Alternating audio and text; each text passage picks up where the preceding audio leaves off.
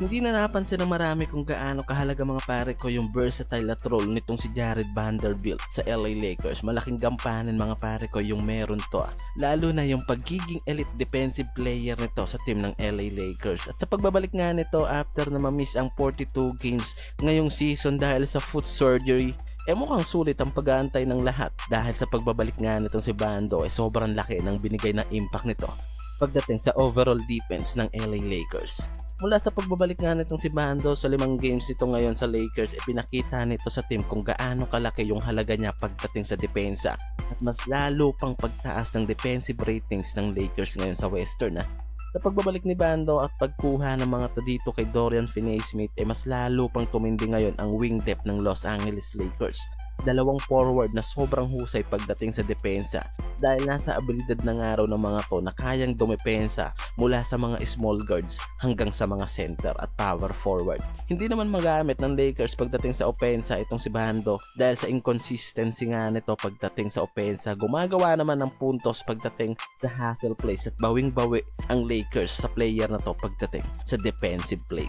At dahil dyan mismo mga pare ko nakikita yung pinakamabigat na role nito at pagiging asset niya pagdating sa depensa ng LA Lakers. Naaasahan mula sa rebounding, mapa-offensive o defensive rebounds man yan mga pare ko. Sobrang laking araw talaga ng nabibigay na impact sa Lakers ng player na to.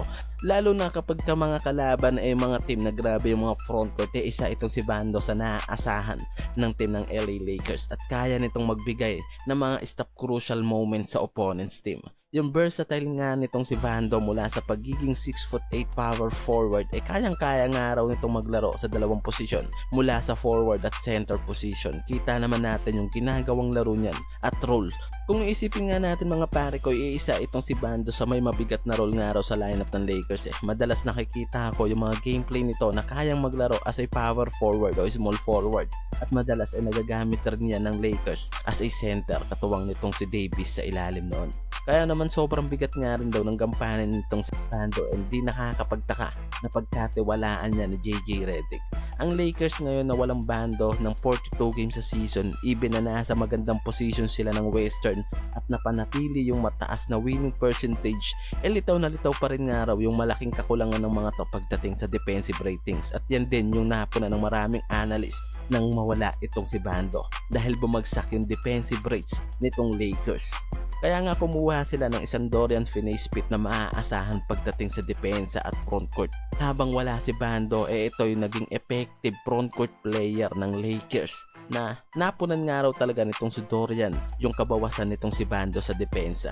Kaya naman inasahan sa pagbabalik nga nitong si Vanderbilt mas lalong tataas yung defensive play nitong Lakers at di lang yan dahil sa 5 games na pagbabalik nga niya wala pa rin talo na natala ang Lakers ngayon sa Western. Kaya naman in overall sobrang satisfied ang buong LA Lakers sa pagbabalik nga nitong si Bando sa kanila. Kaya naman di rin nakakapagtaka na tawagin ni JJ Redick itong Banshee ng LA Lakers na galing sa mythology na ibig sabihin nilalang na malakas at tahimik lang gumalaw. Nakikita kasi ni JJ Redick yung katangian nitong si Bando mula sa intensity nito sa game at tahimik na diskarte sa loob ng court. Yan yung katangian na maaasahan nga raw sa power forward na si Bando. At ngayon patuloy pa rin ang pag-angat ng wing depth ng LA Lakers dahil sa player na to.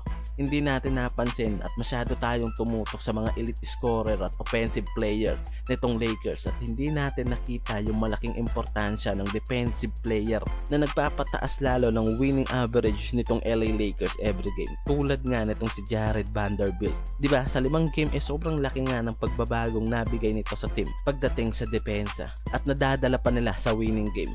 Mula sa defensive pros, hustle plays at versatility bilang forward nitong si Bando sobrang laking impact yung nabibigay nito. Kaya naman sobrang laki rin ng tiwala na binibigay ni JJ Redick. Hindi natin napansin na even na natagalan yung pagbabalik nito mula sa kanyang injury at surgery hindi na involve yung pangalan nitong si Bando sa mga trade na ginawa ng Lakers. Meaning na pinapakita nga lang ng Lakers kung gaano kaimportante itong si Bando sa kanilang roster, na hindi nila kayang bitawan ang player nito, and hindi sila nagsisi sa bagay na yan dahil hindi sila binigo sa pagbabalik nito sa lineup, dahil nagpakita agad ng impresibong laro at pwede pa palang mag-improve yung opensa nitong si Bando habang hindi siya nag-go to scorer, lalo't ang Lakers ay umaasa na mag-i-improve pa rin siya sa kanyang offensive game, lalo na sa mga finishing sa rim, cutting to the basket, and occasionally hitting open shots. Malaking tulong ang kanyang presence sa offensive and sa pamamagitan nga ng paggawa ng mga simpleng plays na hindi napansin ngunit mahalaga sa overall team success.